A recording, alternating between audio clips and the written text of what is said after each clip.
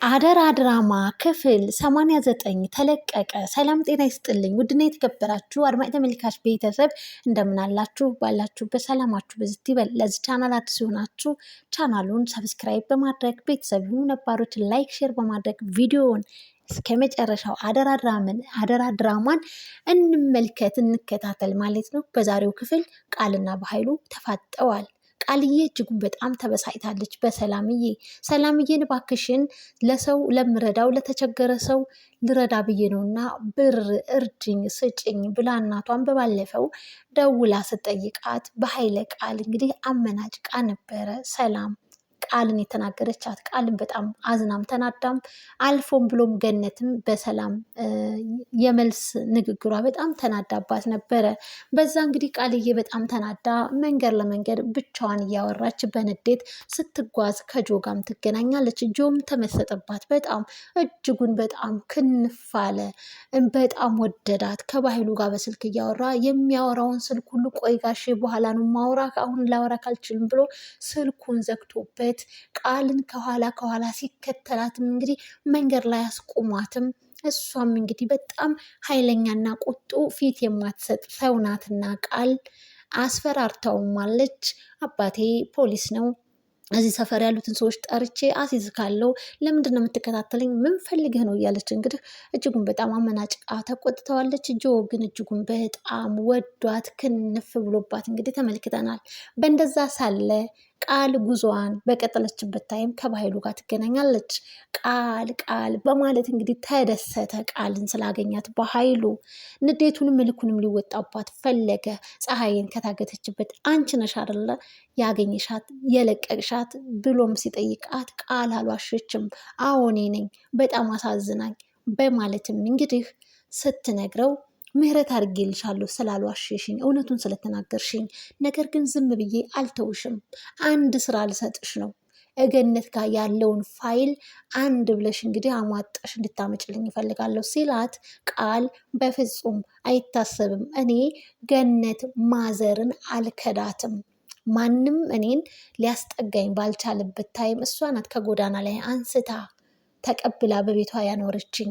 እናም ጥሩነትንና መልካምነትን አሳይታኛለች። ስለዚህ ድጋሚ ገነትን ልከዳት አልችልም ብላ ለበኃይሉ መልስ ሰጥታው፣ በኃይሉም በጣም ተናዶ ቃል ይህንን ልታደርጊው አትችም በፍጹም በማለትም ለእኔም ለአንቺም አንቺም ለእኔ ታስፈልግኛለሽ፣ እኔም ለአንቺ አስፈልግሻለሁ፣ ደግሞ ወደ ቤትሽም እንድትመለሺ አደርግሻለሁ ሲላትም እንግዲህ ጥላው ሄዳ ነበርና ወደ ቤት እንድትመለሽም አደርግሻለሁ ሲላት በውስጧ ወደ ቤት የምመለሰው ትክክለኛ ብሌን የሰላም ልጅ መሆኗን ልነግራት ብቻ ነው ብላ እንግዲህ ቃል ወስናለች።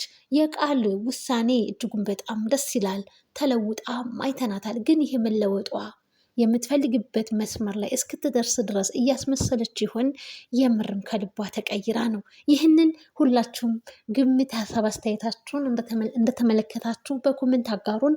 ቀጣዩን ደግሞ እንግዲህ መጨረሻውን አብረናት የምናያት ይሆናል ማለት ነው። ሌላው በኃይሉ እንግዲህ በጣም ተናዷል ማለት ነው በቃል ምልልስ።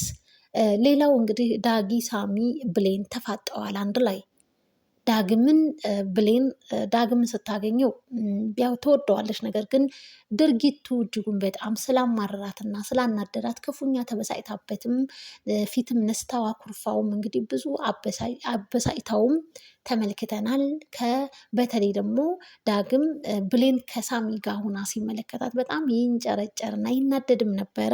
ነገር ግን አሁን ላይ ብሌን የተረዳችው ነገር ቢኖር ሳሚ በመካከል እየተጎዳ እንዳለ ያው በጣም ተገናዝባለች እና ሳሚን ለማራቅ ወስናለች። ከሱ ብትወደውም ግን የሱ ልሆን አልችልም በማለትም ሳሚን እያራቀችው ፊት እየነሳችው እያኮረፈችው እያመናጨቀችው እና መጥፎ ኃይለ ቃሎችንም እየተናገረችው ተመልክተናታል።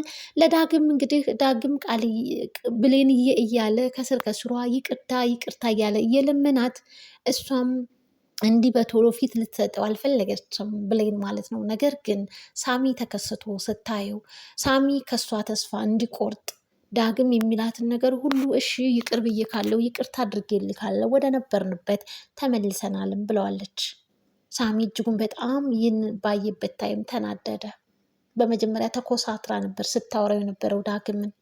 ብሌን ሳሚን ስትመለከተው ፊቷ ላይ ፈገግታ ታየና በቃ ይቅር ብዬ ካለው በማለትም ለዳግም ምላሽ ስትሰጥ ሳሚ በጣም ተናደደ። ይህማ ሊሆን አይችልም በፍጹም አለ። ትልቅ ሰጣ ገባ ውስጥ እንግዲህ ዳግምና ሳሚ ገብተዋል ማለት ነው። ሳሚም ብሌን የኔ ናት፣ ዳግም መቼም ያንተ ልትሆን አትችልም፣ ብሌን የኔ ብቻ ናት፣ እኔን ነው የምታፈቅረው፣ እኔን ነው የምትወደው እያለ እየተናገረም ይገኛል ማለት ነው። ሳሚም እንግዲህ በጣም ተናዷል። ሳሚ ከፊታቸው ዞር ስር ድጋሚ ፊት ነስተዋለች። ስራ ነኝ፣ ስራ ቦታ ነኝ፣ ዞር በል ካጠገቤ ሂድ ብላ ነበር ያባረረችው ዳግምን። እሺ ቃልዬ እያለ እንግዲህ አሁን ላይ ዳግም ጥሩ ነገር እየሰራው እንዳልሆነ አውቃለሁ፣ ግን ደግሞ ፍቅሬን ካዳንኩኝ በማለትም ደስ ተሰኝቷል። ጆ በቃል ተመስጧል በጣም ብቻውን ክላስ ውስጥ ሆኖ ሲያወራ ሰላም እየደረሰችበት ሰላም ስለ ፍቅር እንግዲህ ተመስጣ ፍቅር እንግዲህ ያው እኔም ቀምሽ ያለፍኩት ነገር ነው በማለትም አንዳንድ ነገር ስትጠይቀውም ነበር። ማናት? የት ነች? ምን አይነት ናት? እያለች እንግዲህ ስልክ ቁጥሯስ አድራሻዋስ አለ ሆይ በማለትም አናዘዘችው። እናም የእኔ ውድ ልጅ እያለች እንግዲህ እኔ አክስትህ አለሁልህ ከጎንህ ነኝ ብላ ጆን አበረታታችው ሰላምዬ። እናም እንግዲህ ሰላምዬ ከአጠገቡ ስትሄድ አሁን ይቺ እውነት የኔም ቤተሰቦች ሰው ትገላለች፣ ጭራሽ የምትገል እኮ አትመስልም እያለ ጆ አሁን ላይ እየተጠራጠረ ነው። በኃይሉ ግን ምን አስቦ ነው? የምርም ግን ሰላም የኔም ቤተሰቦች ገላቸው ይሆን እያለ ሰላምዬ በምታሳየው መልካምነትና የጥሩነት የደግነትን ጥግ እያሳየችው በኃይሉ ያለውን ነገር ሊያምን አልቻለም።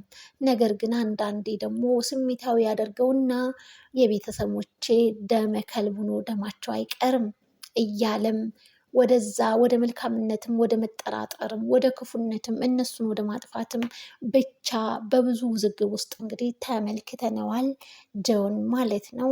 ሳሚም እንግዲህ ብሌን ለዳግም ይቅርታ እንዳደረገችለት ስላየ በጣም ተናዶ ተመልክተነዋል። በስተ መጨረሻም እንግዲህ ቃል ወደ ቤት ትከሰታለች። ገነትና ፀሐይም ይቅር የተባባሉ ውዴታቸውንና ጉርብትናነታቸውንም እንዲሁም ደግሞ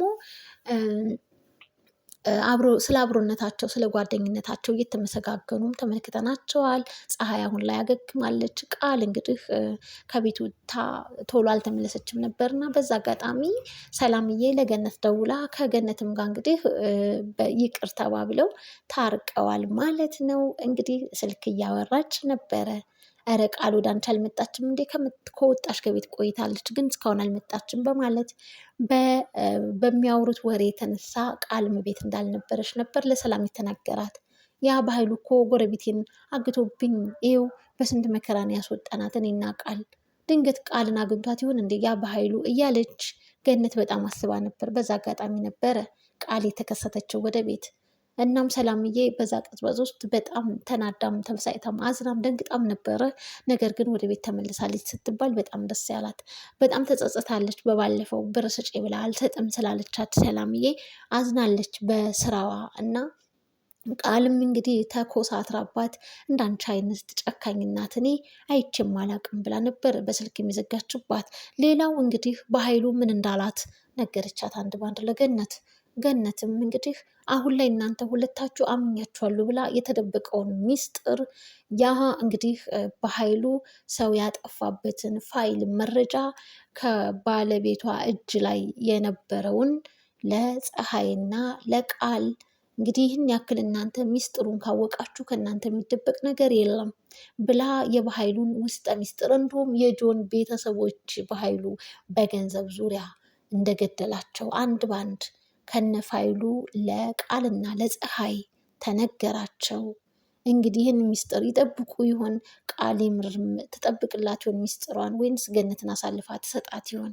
ይህንን ያው ወደፊት አብረን የምናየው ይሆናል ማለት ነው። ነገር ግን ከጆ ጋር ከተገናኘች ቃል ወደ ሰላም ቤት ከተመለሰች ጆ ማን እንደሆነ ካወቀ ሰላም ቃልዬ ሚስጥሩን ስላወቀች በእርግጠኝነት እንግዲህ በመልካምነት መንገዷ ከቀጠለች ብሌንንም ሆነ ሰላምን ትታደጋቸዋለች ሳሚንም ብዬ እገምታለሁ። ይህ የኔ ግምት ነው። የእናንተስ አድማጭ ተመልካች ቤተሰብ? አደራ ድራማ እጅጉን በጣም መሳጭ ነው። ቃልም እንግዲህ ብሌን ትክክለኛ የሰላምዬ ልጅ እንደሆነች እናገራለሁም ብላለች። መቼ ይሁን የምትናገረው? እኛም በጣም ጓጉተናል። እንግዲህ ሰላምና ብሌን እናትና ልጅ መሆናቸውን እንግዲህ በይፋ እስኪነገር በጉጉት እየጠበቅን ነው። አድማጭ ተመልካች ቤተሰብ አደራ ድራማ ክፍል 89 ይህን ይመስል ነበረ። በቀጣይ ክፍልስ ምን ይከሰት ይሆን የሚለውን አብረን ወደፊት የምናይ የምንመለከት ይሆናል ማለት ነው።